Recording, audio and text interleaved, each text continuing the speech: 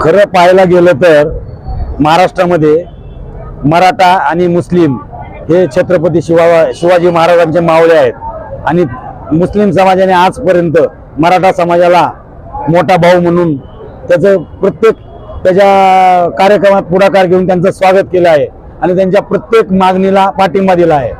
खरं तर पिंपरी चिंचवड मधील नव्हे तर पूर्ण महाराष्ट्रातून तुम्ही काल 2 दिवसापूर्वी बघितलं असेल, नगरच्या मुस्लिम मदरसाच्या लोकांनी पहिल्यांदा मदरशावर भगवा झेंडा फडकवण्यात आला।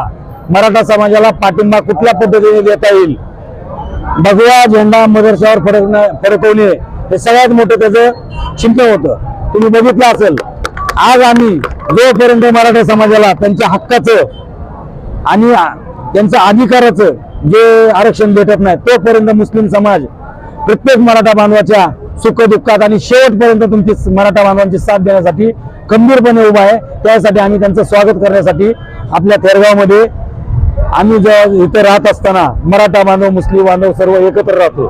जेवढा मराठा बांधव इथे राहतो तेवढेच मुस्लिम बांधव इथे राहतात। आजपर्यंत इथं सामाजिक सद्भावना जपण्याचं काम दोन्ही समाजांनी केलं।